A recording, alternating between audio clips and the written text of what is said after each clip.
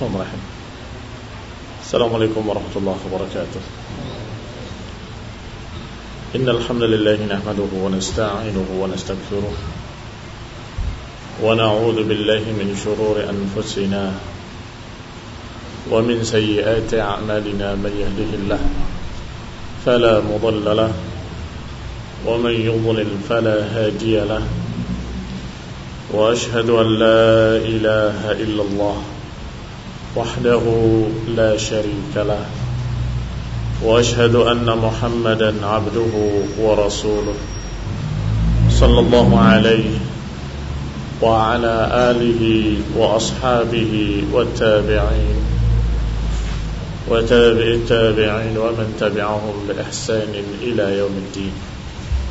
يا أيها الذين آمنوا اتقوا الله حق تقاته ولا تموتن إلا وأنتم مسلمون. يا أيها الناس اتقوا ربكم الذي خلقكم من نفس واحدة وخلق منها زوجها وبث منهما رجالا كثيرا ونساء واتقوا الله الذي تساءلون به والأرحام إن الله كان عليكم رقيبا. يا أيها الذين آمنوا اتقوا الله وقولوا قولا سديدا يصلح لكم أعمالكم ويغفر لكم ذنوبكم ومن يطع الله ورسوله فقد فاز فوزا عظيما.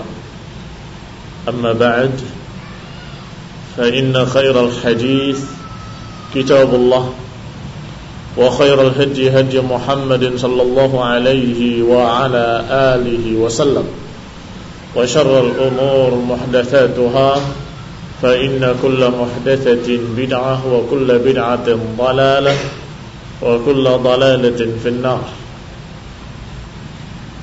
Ikhwani fi din, a'azakumullah wa akhwati fillah. Kaum muslimin, kaum muslimat yang saya hormati, khususnya para akhwati fillah, rahimani wa rahimakumullah, yang merupakan makhluk yang lemah, yang merupakan makhluk-makhluk yang Rasulullah SAW gambarkan mereka, para wanita ini, sebagai fitnah. Ma taraktu ba'di fitnatan hiya adarru 'ala ar-rijali minan nisa. Aku tidak tinggalkan sepeninggalku satu fitnah. Ini tidak ada sepeninggalku satu fitnah yang lebih besar bagi kalian melainkan para wanita. Dan juga kalian para wanita yang dikatakan oleh Rasulullah sallallahu alaihi wa ala alihi wasallam aktsaru ahli nar, kebanyakan penduduk neraka adalah para wanita. Dan para wanita itu juga selain dikatakan aktsaru ahli nar, di antaranya kata Nabi sallallahu alaihi wasallam, karena kebanyakan mereka yakfurnal ashir, tidak syukur kepada suami, tidak mengerti berterima kasih kepada para suami. Dan juga kalian para wanita yang digambarkan oleh Rasulullah sallallahu alaihi wa ala alihi wasallam, tidak ada naqisatu dinin wa aqlin yang yaglibna ala ar-rijali aqwa selain para wanita. Enggak ada makhluk yang naqisatu dinin wa aqlin, yang kurang akalnya, kurang agamanya, tetapi bisa mengalahkan kaum laki-laki yang kuat, yang gagah, melainkan para wanita. Enggak ada makhluk yang lemah, kurang akal, kurang agama, tapi bisa mengalahkan laki-laki, enggak ada selain wanita. Jadi wanita memang makhluk yang unik. Kalian diciptakan oleh Allah Subhanahu wa taala di samping laki-laki dengan perintah-perintah yang khusus, di samping perintah-perintah yang umum sama dengan laki-laki, juga ada perintah-perintah khusus bagi kalian para wanita. Di antaranya Allah Subhanahu wa taala memerintahkan mereka berhijab. yudnina 'alaihinna min jalabibihinna, katalah hendaklah mereka menjulurkan jilbabnya ke seluruh tubuhnya. Ini perintah Allah Subhanahu wa taala bagi para wanita. Ya ayuhan nabi qul li azwajika wa banatika wa nisa'il mu'minin. Wahai nabi, katakan kepada para wanita, kepada istrimu, anak-anak perempuanmu, dan para wanita muslimin, yudnina 'alaihinna min jalabibihinna, hendaklah mereka menjulurkan pakaiannya ke seluruh tubuhnya. Sehingga kata Ibn Abbas radhiyallahu ta'ala anhu, para wanita hendaklah menutupi seluruh tubuhnya kecuali mata untuk melihat. Bahkan dalam riwayat kecuali mata kirinya saja. Jadi satu mata cukup untuk mengintip agar berjalan tidak salah jalan. Hanya itu saja. Kalau bisa ditutup semuanya dalam keadaan bisa melihat keluar, bagus, wabihi wa ni'mah. Juga Allah perintahkan secara khusus para wanita dengan perintah yang berbeda dengan kaum laki-laki. Hijab, nggak diperintahkan bagi laki-laki, diperintahkan bagi para wanita. Adapun aurat laki-laki disebutkan dari pusar sampai ke lututnya, tapi para wanita hendaklah menutupkan tubuhnya, menutupkan kainnya ke seluruh tubuhnya. Juga Allah Subhanahu wa taala memerintahkan khusus bagi para wanita, waqarna fi buyutikunna wa la tabarrajna tabarrujal jahiliyatil ula. Hendaklah kalian tetap di rumah-rumah kalian, jangan tabarruj al-jahiliyatil ula. Jangan mejeng, jangan nampang, jangan sering-sering keluar rumah seperti jahiliyah terdahulu. Lihat, Allah Subhanahu wa taala memberitakan perintah-perintah khusus bagi para wanita. Kenapa? Karena sudah dikatakan tadi, wanita memang berbeda dengan laki-laki, makhluk yang memang unik, yang dikatakan oleh Nabi sebagai fitnah. Aku tidak tinggalkan satu fitnah sepeninggalku yang lebih besar bagi laki-laki melainkan para wanita. Sehingga kalau mereka dibiarkan bebas tanpa hijab, dibiarkan bebas keluar rumah dengan berdandan, dengan mejeng, dengan tabarruj, maka akan jadi fitnah bagi kaum laki-laki. Dan itu yang dikatakan oleh Rasulullah SAW, golongan yang gak akan masuk jannah dan gak akan mencium bau jannah. Sinfani min ahlin nar lam arahuma, kata Nabi. Dua golongan dari penduduk neraka yang aku belum pernah melihatnya. Maksudnya belum muncul di zaman Nabi. Lam arahuma. Pertama, rijalun mahum siyab ka'adna bil bakhar. Pertama, kaum laki-laki yang bersama mereka ada cemeti-cemeti seperti ekor sapi. Digambarkan sebagai kaum-kaum yang bengis, diktator. Kemudian kata Nabi, yang kedua adalah nisa'un kasiyatun ariyat ma'ilatun mumilat ru'usuhunna kasnimatil bukhtil ma'ilah la yadkhulna al-jannata wa la yajidna rihaha. Kata Nabi, yang kedua adalah para wanita kasiyatin ariyat, memakai pakaian tapi telanjang, ma'ilatun mumilat, melenggok-lenggokkan badannya, memiring-miringkan badannya, ru'usuhunna kasnimatil bukhtil ma'ilah, rambutnya disanggun, disasak tinggi seperti punuk unta yang miring. Kata Nabi, la yadkhulnal jannata, enggak akan masuk surga, wala yajidna rihaha, bahkan tidak akan mencium bau surga. Ini khonibdina azakullah wa akhwati fillah. Maka kalian wahai para wanita, ingat-ingatlah bahwa kalian walaupun dari satu sisi adalah fitnah, sehingga harus berhati-hati menjaga diri dengan hijab dari kain dan hijab dari batu dan dari bata dan dari semen. Apa itu hijab yang dari batu, bata dan semen? Rumahnya. Berhijablah di rumah kalian. Maksud hijab yang paling baik. yaitu tembok-tembok rumah kalian sebagai hijab. Wa qarna fi buyutikunna wa la tabarrajna tabarrujal jahiliyatil ula. Kalian tetaplah di rumah-rumah kalian, jangan sering-sering keluar, jangan tabarruj seperti jahiliyah terdahulu. Dan Allah katakan, ya ayuhan nabi qul li azwajika wa banatika wa nisa'il mu'minin, katakan kepada istri-istrimu, anak-anak perempuanmu dan para wanita kaum muslimin, yudnina alaihinna min jalabibihinna, kalau mereka terpaksa keluar hendaklah memakai hijab yang syar'i yang menutupkan ke seluruh tubuhnya, agar jangan menjadi golongan yang tadi, yang tidak akan masuk jannah dan tidak akan mencium bau surga, yaitu nisaun kasiyatun ariyatun ma'ilatun mumilatun ru'usuhunna ka'asnimatil bukhtil ma'ilah, yaitu para wanita yang pakai pakaian tapi telanjang. Artinya pakaiannya tidak menutup auratnya, pakaiannya tidak menutup auratnya secara syar'i. Ada memakai pakaian tetapi ketat membentuk tubuhnya, ada yang memakai pakaian tapi tipis, menerawang tembus ke dalam tubuhnya. Ada yang pakai pakaian tetapi dalam keadaan sedikit mini. Ada yang pakai pakaian di satu tempat, dibuka di tempat lain. Di luar pakai hijab, pakai kerudung, masuk ke pemandian umum buka kerudungnya, pakai pakaian renang, telanjang. Habis itu selesai pakai kerudung lagi. Kasiyat, ariyat. Demikian tafsir para ulama. Pakai pakaian tapi telanjang. Ada sekian makna.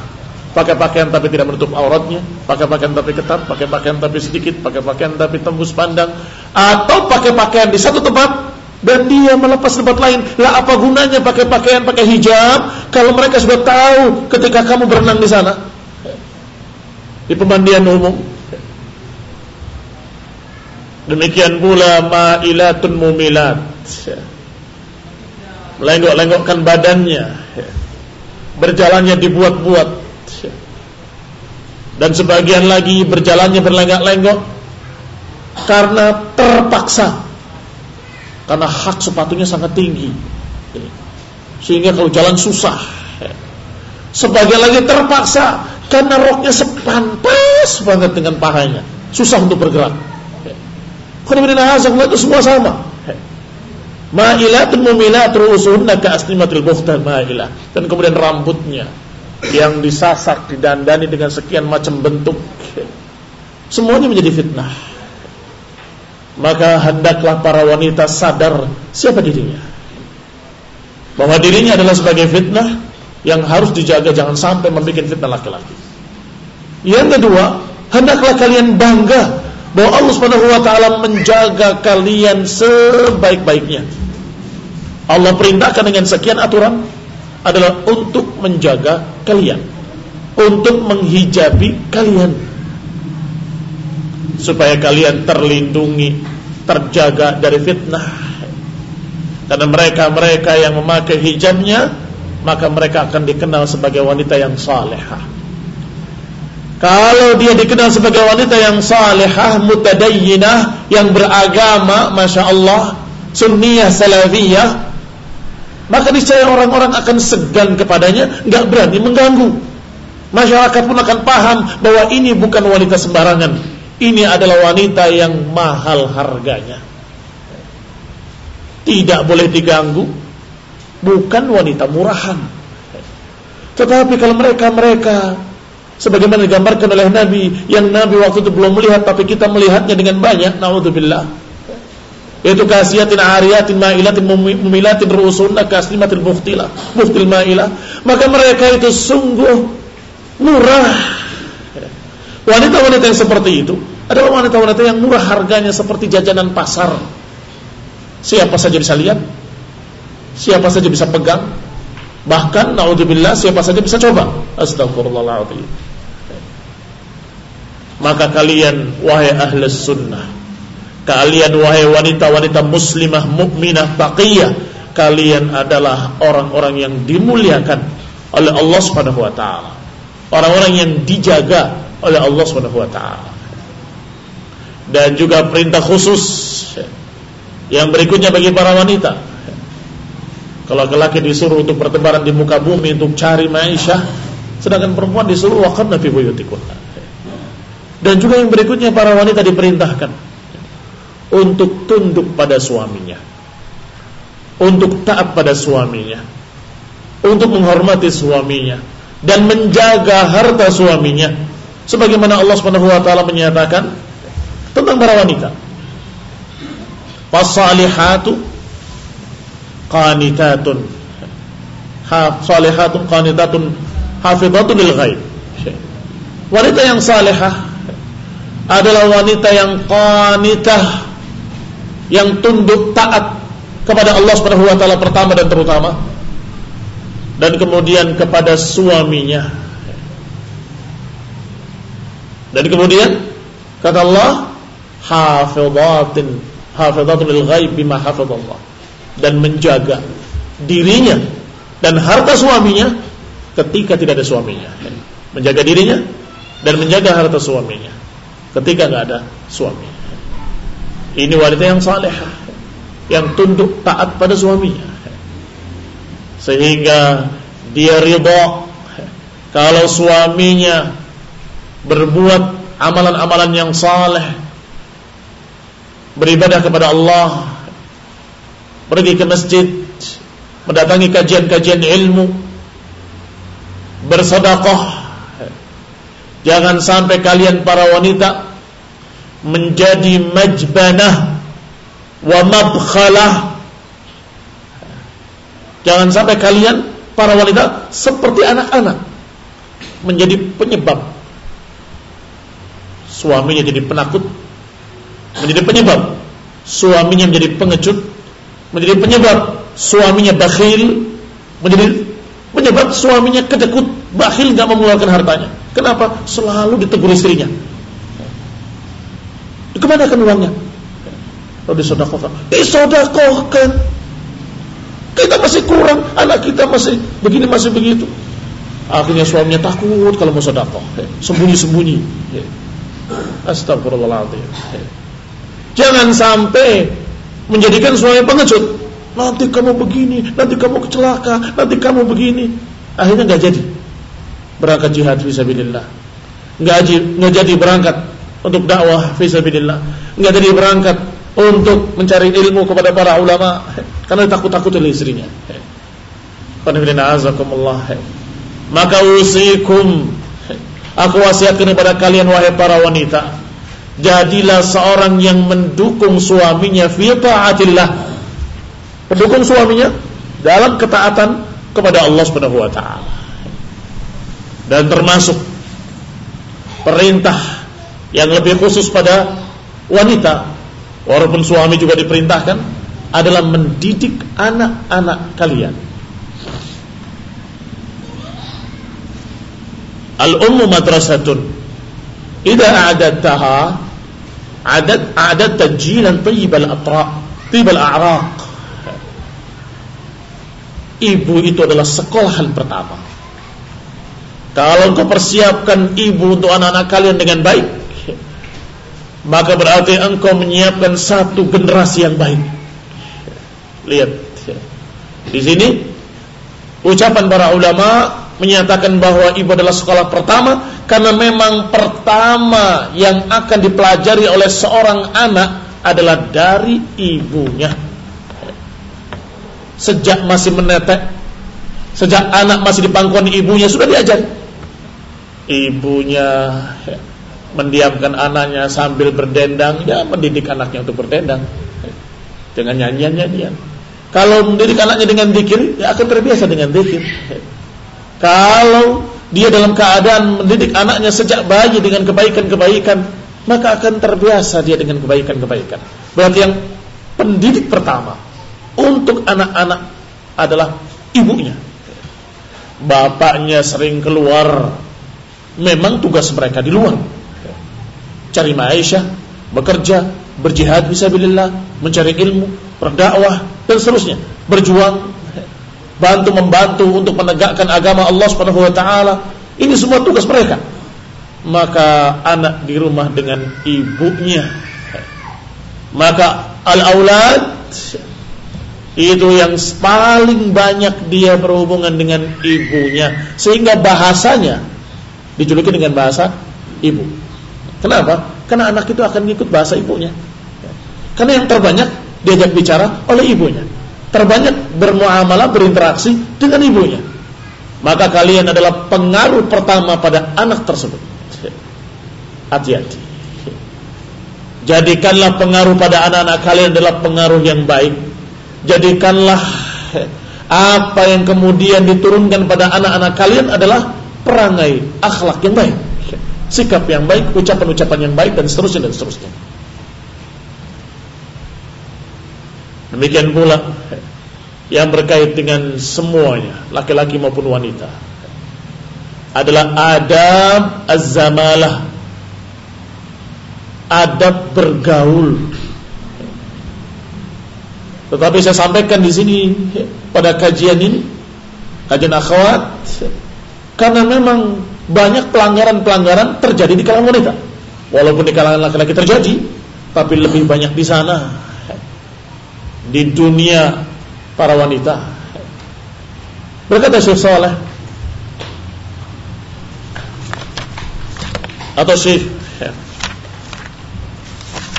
gurunya Syekh Ibnu Utsaimin rahimahullah, Syekh Sa'di rahimahullah. Berkata Syekh Sa'di rahimahullah taala tentang adab az-zamalah, sebagaimana alal muallim tawqir muallimihi wa adab ma'ahu, fakadzalika aqranuhu wal muta'allimuna ma'ahu alayhi min mura'ati huquqihim wal adabi ma'ahum a'zam min huquqil ashab ba'dhum ala ba'd. Sebagaimana kita diperintahkan untuk menghormati guru-guru kita, ustadz-ustadz kita, para masyayikh, para ulama kita, kita juga diajarkan untuk beradab yang baik kepada saudara-saudara kita, sahabat-sahabat kita, khususnya teman dalam mencari ilmu, yakni teman semajlis, teman yang sama-sama mencari ilmu. Maka tentunya akan terdukung kita mencari ilmu kalau kita beradab dengan baik pada teman-teman kita di majlis, yakni adab bersama teman duduknya, adab bersama teman duduknya di majlis-majlis ilmu. Fas suhbah fi talab al-ilm tajba' huquqan katsira. Persaudaraan, persahabatan sesama pencari ilmu. Dan saya katakan kepada antum semuanya, ikhwan dan akhwat, karena kalian semuanya pencari ilmu. Yang namanya ahli sunnah harus menjadi tulab al-ilm. Yang namanya tulab al-ilm harus mereka saling dukung-mendukung, saling bantu-membantu untuk mendapatkan ilmu. Berarti mereka masing-masing satu dengan lainnya saling memiliki hak dan kewajiban. Lianna lahum haqqul ukhuwah was-suhbah wa huququl intima' ila muallimihim. Karena mereka lebih banyak memiliki hak daripada orang lain. Muslimin di luar kita punya hak, tetapi sebatas hak muslim pada muslim lainnya. Tetapi teman-teman di majelis ilmu, di samping hak sebagai muslim, juga hak sebagai saudara semajelis atau saudara teman sama-sama mencari ilmu. Dan juga saudara dan teman sama-sama meniti jejak ilmu yang sama atau guru yang sama pula. Maka ini tentunya lebih dekat lagi. Maka ada hakul ukhuwah, ada hakus suhbah, ada hak al-intima ila muallimihim. Artinya begini, kalau kita berhubungan dengan muslim yang lainnya ada hak-hak. Tetapi kalau kita tanya, pelajaran apa kemarin? Apa mereka ngerti? Nggak ngerti. Nggak nyambung. Yang mana? Tetapi kalau kamu di antara kalian yang sama-sama cari ilmu, sama-sama ta'lim dengan para ustaz yang sama pula, maka kalian memiliki hak. Orang yang tidak hadir diberitahu. Kemarin nggak hadir ya? Ini ada kajian fulan, ini saya punya rekamannya. Ini harus ada di tengah-tengah kalian. Saling dukung-mendukung, saling bantu-membantu dalam talabul ilmi. Yang datang terlambat, kasihan. Jangan kamu berbicara ketika guru sedang bicara. Nanti kamu ingat-ingat, orang ini kasihan. Yang tadi awalnya dia nggak tahu. Setelah selesai kajian, kamu tadi terlambat ya. Ini yang tadi awal kamu nggak datang, baru sampai sini. Disampaikan ini dan ini. Kalau mau mencatat, saya punya catatannya lengkap. Masya Allah. Ikhwan wa akhwat, kaum muslimin, kaum muslimat, ahli sunnah, hendaklah saling dukung-mendukung dalam talabul ilm, dalam mencari ilmu. Dan termasuk haqqus suhbah, termasuk hak persaudaraan sesama kalian, adalah yang bagi an la yada' mumkinan min naf'i man yaqdir alaih. Hendaklah memberikan hak kebaikan apa yang kamu mampu untuk saudaramu. Yang tidak tahu dikasih tahu, yang enggak ngerti diajari. Sama-sama taklim, selesai. Apakah sama pemahamannya? Ada yang paham 50%, ada yang 60%, ada yang memang qadarullah ma syaa fa'al, balik kurang cepat tanggap. Enggak ngerti ya. Sama sekali. Bagaimana? Apa kewajiban kita terhadap orang yang seperti ini? Ya kita yang sudah paham ngajari yang belum paham. Sini saya ajarin. Tadi itu Ustaz menerangkan begini. Nggak paham, ajari 2 kali. Kalau orang itu mengajari temannya yang belum paham, dianya semakin hafal. Ilmu itu beda dengan harta. Ilmu beda dengan harta benda. Kalau dikeluarkan akan berkurang. Tetapi kalau ilmu dikeluarkan bertambah, bukan berkurang. Kamu ajarkan, apa berkurang ilmumu? Bukan, malah bertambah. Bertambah hafal, bertambah ingat. 3 kali menyampaikan, semakin hafal. 4 kali, 5 kali, ya semakin hafal. Masya Allah. Semakin banyak berarti ilmunya, semakin melekat, kuat pada hatinya. Wa yanbaghi an yakuna ijtima'uhum fi kulli waqtin ghanimah. Lihat ini catatan penting para wanita khususnya dan umumnya pada seluruh kaum muslimin laki-laki maupun wanita.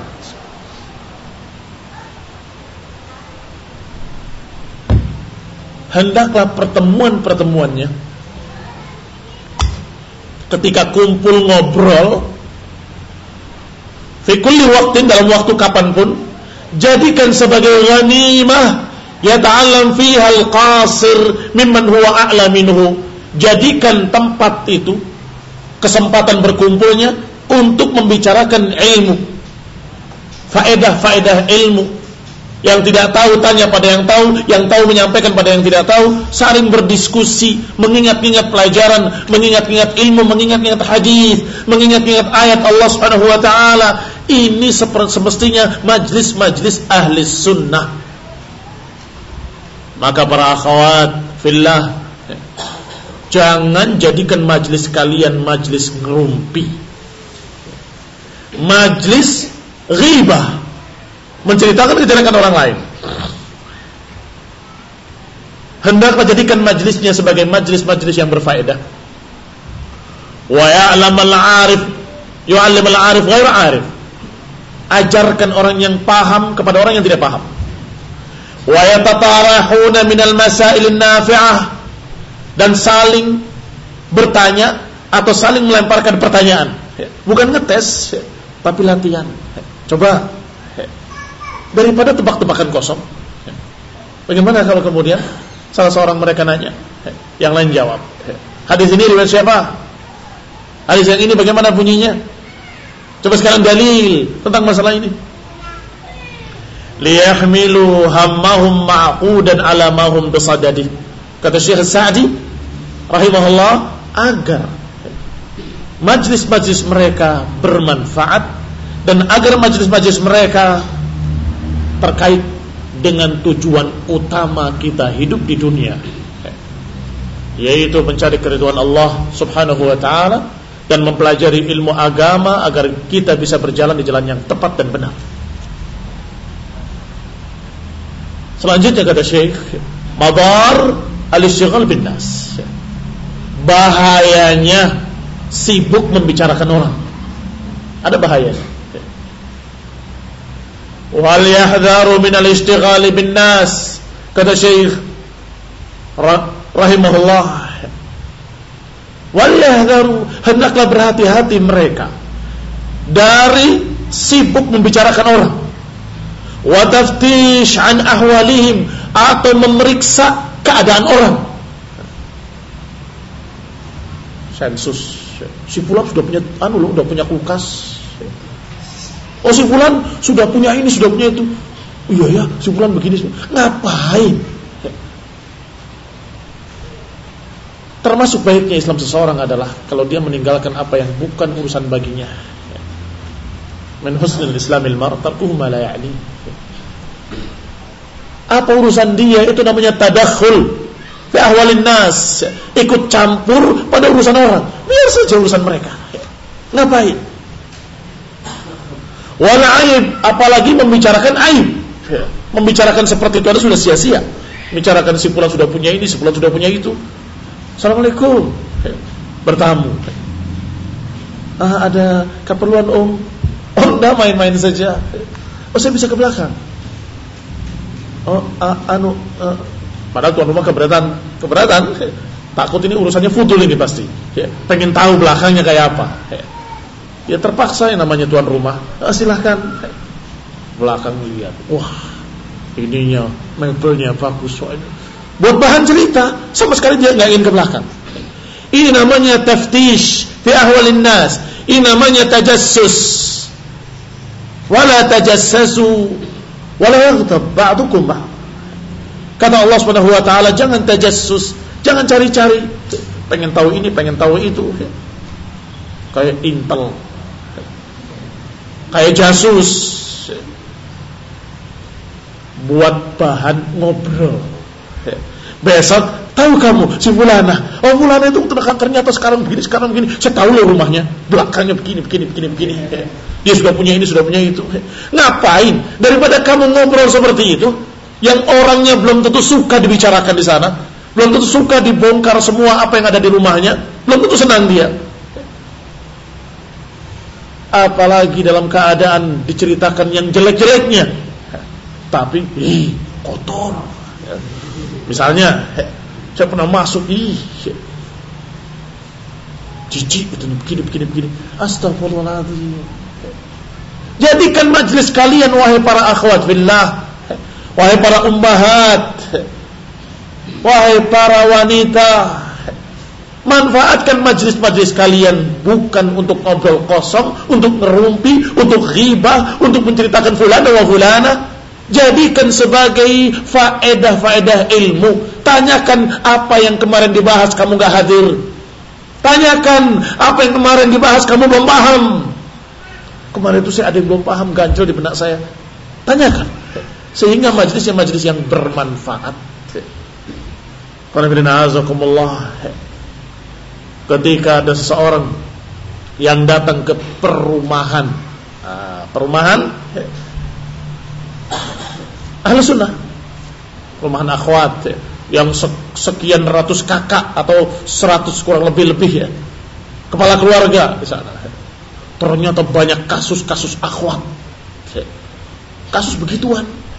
Yang ini bermuatan dengan itu karena digibahi di sana, karena berguna dengan begitu, macam-macam. Sampai orang tadi berkata, kok nggak ada bedanya ya? Perumahan salafin dengan perumahan orang umum sama saja. Bahkan sebagian perumahan-perumahan orang umum bahkan nggak seperti itu. Mereka nggak peduli. Ya, ini masing-masing dengan rumahnya sendiri-sendiri.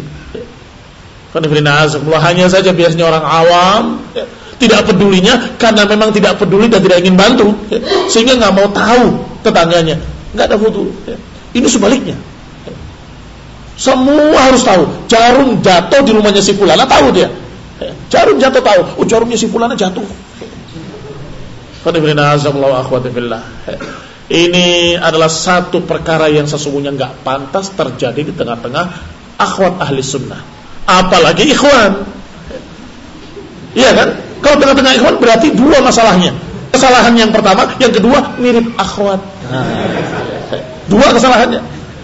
Satu sama dosanya tadi, ghibah juga dosa bagi laki-laki, sama dosa bagi perempuan, dan seterusnya. Plus ditambah, kok mirip akhwat. Gak pantas. Kok kayak perempuan, isinya ghibah, ceritakan si fulan. Alhamdulillah. Ikhwan, biasanya jarang yang demikian. Kenapa? Mereka sibuk dengan urusan-urusan yang penting yang mereka ditugaskan oleh Allah Subhanahu wa taala. Pertama, urusan agamanya. Urusan bagaimana dia bertanggung jawab di hadapan Allah terhadap istri dan anak-anaknya dalam masalah din, dan kedua dalam masalah maisha yang juga bertanggung jawab. Maka mereka sibuk. Kaum muslimin, kaum muslimat yang saya hormati. Kata beliau, kata Syekh As-Sa'di, fa inna dzalika itsmun hadirun, karena membicarakan orang lain, apalagi membicarakan kejelekan-kejelekan mereka yang mereka tidak sukai, itu adalah dosa yang nyata, dan dosa akan menghalangi ilmu. Dosa akan menghalangi ilmu. Maka ikhwan fillah azakumullah, yang kedua atau yang ketiga, di samping menghalangi ilmu, juga dia akan menghalangi orang lain untuk mendapatkan ilmu. Bagaimana? Ada orang baru mau ngaji, duduk tengah-tengah akhwat. Ini cadar aja belum pakai, dia masih pakai kerudung aja. Melihat bagaimana perangai mereka, seperti itu. Besoknya nggak mau ngaji lagi. Ngapain? Kok seperti itu? Ini kan jadi fitnah. Menghalangi orang lain untuk mencari ilmu. Tetapi kalau ahli sunnah dengan akhlaknya ahli sunnah, maka insya Allah perangainya sudah dakwah. Adab dan akhlaknya sudah mengajak mereka kepada fadilah. Apalagi plus menyampaikan ilmu. Masya Allah, menyampaikan pada mereka tambahan-tambahan ilmu. Maka ini adalah sesuatu yang kebaikan di atas kebaikan. Al-qanaah bil yasir, yang juga penting bagi para wanita adalah merasa cukup dengan apa yang ada. Merasa cukup dengan apa yang ada adalah qanaah, dan qanaah adalah sifat mulia yang diajarkan oleh Rasulullah sallallahu alaihi wasallam. Merasa cukup apa yang diberikan oleh suami, merasa cukup dengan apa yang diberikan oleh Allah melalui tangan suami. Jangan dikira kalau apa yang diberikan suami itu seakan-akan bukan pemberian Allah, kemudian boleh diprotes, kok cuma segini, kok begini, kok begitu. Itu pemberian Allah. Kalau ditanya suami mana yang pengen sedikit ngasihnya, iya kan? Tidak ada. Semuanya ingin memberikan yang terbaik maunya. Tetapi kadang-kadang berhasil mereka usaha, kadang-kadang gagal. Kadang-kadang mereka mendapatkan banyak, kadang-kadang mendapatkan sedikit, kadang-kadang bahkan tidak mendapatkan sama sekali. Maka hendaklah para wanita sabar dan qanaah, merasa cukup dengan apa yang Allah berikan. Saya ulangi, merasa cukup dengan apa yang Allah berikan melalui tangan suami. Alhamdulillah, tidak apa-apa. Kita cukup kok dengan ini saja. Masya Allah. Menjadikan Allah Subhanahu wa ta'ala cinta kepadanya, ridha kepadanya, dan juga menjadikan suami kalian semakin cinta kepada kalian. Iya kan? Ketika kalian membawa dalam keadaan sedih, karena sedikit, ternyata diterima dengan gembira, enggak apa-apa, alhamdulillah. Kita cukup kok dengan ini, cukup kok dengan itu. Apa enggak senang suami? Semakin tinggi cintanya. Dan kalau suami cinta kepadanya, masya Allah, itu adalah suatu kebahagiaan. Kebahagiaan bagi suaminya dan kebahagiaan bagi istrinya. Maka dikatakan oleh Rasulullah SAW, hati-hati, perhatikan dirimu, bagaimana kedudukannya terhadap suamimu. Lihat dirimu terhadap suami. Fa innahu jannatuki wa naruki, atau kama qala sallallahu alaihi wa ala alihi wasallam. Karena suamimu itu adalah surgamu dan nerakamu. Kalau kamu menjadikan suamimu begini dan begitu jadi neraka, maka ya kamu sendiri yang merasakan nerakanya. Mengerikan. Kalau kamu menjadikan suamimu ridho, kamu sendiri akan mendapatkan kebahagiaannya. Yani jannahmu dan narmu di dunia ini ya suamimu. Maka lihat dirimu terhadap suamimu bagaimana. Kalau menjadikan suamimu ridho, kamu akan merasakan bahagia. Kalau menjadikan suamimu dalam keadaan tidak ridho, marah, nggak suka, jengkel, apa jadinya? Rumah terasa panas. Dia nggak tenang di rumah, gelisah. Yang ada di pikirannya bagaimana saya cari istri baru. Iya Pak, iya Pak, ya. Berarti akui saja. Akui saja. Emang nyatanya demikian. Kenapa? Karena memang apa yang terjadi pada mereka ketika tidak meridhokan suaminya, tentunya suami berpikir bagaimana bisa mendapatkan yang lebih saleh dari dia, yang lebih baik dari dia, yang lebih ridho kalau diberi dengan sedikit. Kaum muslimin yang saya hormati, hanya saja sebagian mereka enggak berani, sebagian mereka berani, kan begitu untuk taat. Tapi pikirannya ada, pikiran tersebut. Lo terus marah-marah. Wa akhwati billah, kaum muslimin kaum muslimat yang saya hormati, kamu sendiri yang membuat suamimu seperti itu, kamu sendiri yang membuat suamimu dalam keadaan begini dan begini. Berikan apa yang terbaik untuk suamimu, harapkan keridhaan Allah Subhanahu wa taala, dan kemudian keridhaan suami, dan kemudian artinya di bawah harapan kita kepada Allah Subhanahu wa taala itu yang terutama dan utama, cari keridhaan Allah, dan kemudian keridhaan suami. Masya Allah, kalau suami wafat dalam keadaan ridho terhadap istrinya,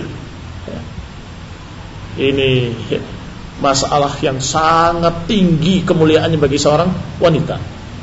Wanita meninggal dalam keadaan suaminya ridho kepadanya, maka dia dalam keadaan baik, meninggal dalam keadaan baik. Para wanita itu Masya Allah, walaupun dari satu sisi sebagai fitnah, tapi sisi lain wanita itu sangat mudah, dimudahkan oleh Allah untuk masuk jannah, untuk masuk surga, digampangkan oleh Allah Subhanahu wa taala.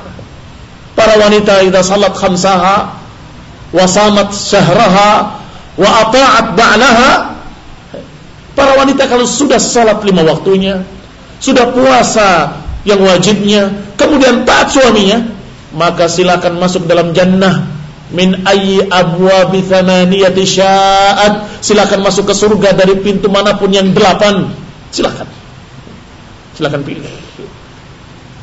Hanya disebut 3, salat yang wajibnya, puasa yang wajibnya, dan taat pada suaminya. Gampang toh? Tetapi sungguh prakteknya sangat sulit, karena gangguannya dari para syaitan sangat banyak. Syaitan dalam bentuk jin, dan syaitan dalam bentuk manusia. Syaitan dalam bentuk jin, dan syaitan dalam bentuk manusia. Jinnya membisik-bisikkan, kamu kok terima saja begini dan begitu, kenapa gak protes? Syaitan manusianya, teman-teman yang jelek, assalamualaikum, kamu katanya begini-gini sama suamimu, kok nurut kamu? Astagfirullahaladzim, kamu datang jauh-jauh ke rumah saya untuk itu, keluar kamu dari sini. Kalau tegas, tapi kebanyakan enggak bisa jawab. Jangan mau, jangan urus sama suamimu. Ngapain? Enak saja laki-laki itu. Wah, itu bahasa-bahasa syaitonah, setan-setan perempuan dalam bentuk manusia datang menggoda para istri-istri yang baik supaya nggak baik, istri-istri yang salehah supaya nggak tunduk pada suaminya dengan bahasa-bahasa yang dibuat-buat. Kadang ada yang sengaja, berarti memang benar-benar syaitan, naudzubillah. Ada yang tidak sengaja. Loh, apa ada menggoda nggak sengaja? Ada menggoda tapi nggak sengaja karena bodohnya. Datang saudara perempuannya, karena belum ngaji, nggak ngerti. Aduh, kamu pucat banget. Kenapa nggak pakai gini, nggak pakai gitu? Suruh berdandan, keluar rumah dalam keadaan dia nggak pakai cadar. Disuruh berdandan, pakai lipstick dikit aja supaya nggak kelihatan pucat. Ikhlas banget nasihatinya, nggak niat. Kata suami saya nggak boleh. Ya, suami kamu kan nggak tahu. Sekian banyak penyakit-penyakit yang menghalangi seorang wanita untuk tunduk pada suaminya. Padahal kalau dia mau salat 5 waktunya, mau puasa yang wajibnya, kemudian taat suaminya, silakan masuk ke surga yang manapun yang dia sukai. Ketika Rasulullah SAW menyatakan tentang seorang wanita, dikatakan dia adalah perempuan ahli surga, ahli jannah, adalah seorang sahabiah yang penasaran, pengen tahu, kamu itu dikatakan oleh Nabi sebagai perempuan ahli jannah, apa sih istimewanya? Coba ceritakan. Kata dia, nggak tahu, saya nggak merasa istimewa dalam apapun. Ditanya tentang sholatnya, kurang lebih sama. Ditanya tentang puasanya, kurang lebih sama. Ditanya semuanya hampir sama, nggak ada yang lain. Serasa setahu saya nggak ada. Hanya saja kalau saya ditinggal suami saya bekerja, saya membayangkan sedih atau merasakan betapa beratnya suami saya di luar. Capek dia, lelah dia, panas, terik panas matahari di padang pasir. Maka ketika beliau datang, langsung aku siapkan air yang dingin untuknya. Karena saya tahu, merasakan betapa capeknya dia di luar. Kata sahabat tadi, itu insya Allah yang dimaksud. Ini insya Allah yang dimaksud. Lihat, hanya perkara dia betul-betul sangat sayang pada suaminya, dan bagaimana dia membayangkan betapa beratnya suami di luar. Maka ketika datang, dilayani dengan baik. Dilayani dengan baik. Kaum muslimin yang saya hormati, kaum muslimat yang saya hormati. Perkara ini sungguhnya secara teori gampang, air putih berapa harganya? Iya kan? Tapi bukan itu yang jadi masalah. Bagaimana perhatiannya pada suaminya, yang dalam keadaan dia pontang-panting cari ma'isyah untuk dirinya dan keluarganya, untuk istrinya dan keluarganya. Kasihan. Jangan pulang-pulang dibentak-bentak. Ini pulang kerja capek. Nih anakmu nangis seharian. Anak yang nangis seharian, suaminya yang dimarahi pulang-pulang, nggak tahu apa-apa. Saya capek dari pagi sampai sore, seakan-akan suaminya nggak capek. Lihat. Ini perkara yang kadang-kadang khilaf, bukan khilaf perselisihan, khilaf dalam keadaan lupa. Terlalaikan bagi para wanita, terlalaikan bahwa suaminya adalah orang yang di luar itu bukan nganggur, bukan main-main.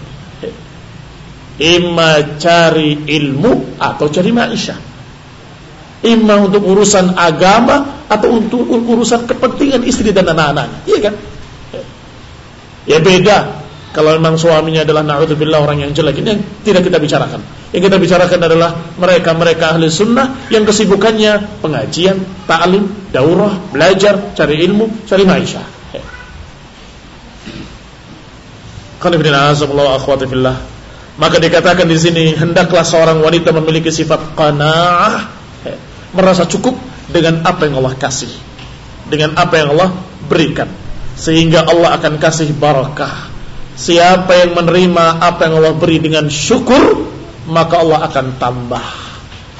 La in syakartum la azidannakum wa la in kafartum inna adzabi lasyadid. Kalau kalian bersyukur, akan kami tambah, kata Allah. Tapi kalau kalian kufur, inna adzabi lasyadid, sesungguhnya adabku sangat berat, kata Allah, sangat dahsyat. Hati-hati. Wal-iqtisad wal-qana'ah min akbar al-awamil li hasl ishtighal ad-dunyawiyyah wa iqbal al-muta'allim ala ma huwa bisadadi. Selain itu, qana'ah, merasa cukup dengan yang sedikit dan merasa cukup dengan apa yang ada, ini akan menjadikan kesibukan dia lebih fokus pada ilmu agama dan pada akhiratnya. Iya kan? Kalau dia merasa cukup dengan apa yang ada, maka pikirannya nggak sibuk di situ. Pikirannya sibuknya dengan ilmu agama, kajian, dan juga apa yang akan kita dapatkan di akhirat nanti. Kita berupaya sekarang, itu yang dipikirkan. Tetapi kalau naudzubillah dituangkan kepadanya harta yang melimpah, belum tentu dia tetap ingat kepada akhirat. Sebagian besar bahkan terlalaikan dari akhirat. Ketika seorang sahabat pedagang yang kaya datang dari luar negeri, dari perdagangannya, tentunya pulang dengan membawa harta. Itu biasa berdatangan para sahabat-sahabat yang miskin, yang fuqara. Biasa begitu. Ya memang biasanya mereka sedekah. datang berkumpul. Rasulullah SAW melihat para fuqara datang ini tersenyum. Tersenyum karena tahu mereka ini mengharapkan pemberian. Kata Nabi, mal faqra akhsha alaikum. Kata Nabi, bukan kemiskinan yang aku khawatirkan atas kalian. Bukan kemiskinan yang aku khawatirkan atas kalian. Apa yang dikhawatirkan berarti? Justru yang aku khawatirkan dituangkannya harta kepada kalian sabba. Aksya, khawatir akan dituangkannya kepada kalian harta dunia. Hatta la yazigu qalba ahadikum illahi, hingga tidak menyimpang, tidak sesat hati salah seorang kalian kecuali karena harta tersebut. Kama qala sallallahu alaihi wasallam, seperti ada yang terlewat, yaitu kata Nabi, akhsha, justru yang aku takutkan adalah antufrad alaikumud dunya, dituangkan kepada kalian dunia, fatanafasuha kama tanafasuha, sebagaimana pernah dituangkan kepada Bani Israel, kemudian kalian berlomba-lomba dengan harta tersebut sebagaimana dulu Bani Israel berlomba-lomba dengan harta benda tersebut, hingga tidak menyesatkan hati salah seorang kalian illahi, kecuali dia, kecuali harta tersebut. Jadi yang dikhawatirkan malah itu. Mal faqr akhsha alaikum. Bukan kemiskinan yang aku khawatirkan, tapi yang aku khawatirkan kalau kalian dituangkan kekayaan kemudian kalian sesat, itu aku khawatir. Ini bukan berarti dia boleh kaya, silahkan. Tetapi kekhawatiran Nabi harus diperhatikan. Hati-hati, hati-hati, hati-hati. Lebih banyak godaannya, lebih banyak fitnahnya. Sehingga kalau kita qanaah dengan apa yang ada, ternyata dikasihnya pas-pasan, terima alhamdulillah, maka kamu akan bisa sibuk dengan perkara-perkara agama dan masih luang waktu untuk ta'lim, untuk belajar dan sebagainya.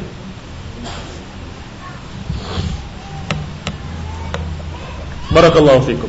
Nasallahu taufiq wal afiyah. Nasallahu hidayah lana wa lakum wa li jami'il muslimin.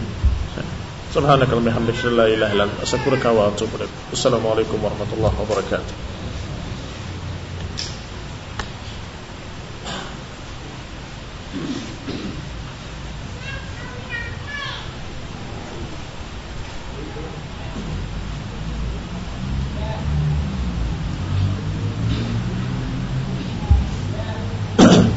Apa hukumnya rebonding, pelurusan rambut, pengeritingan rambut dan sebagainya?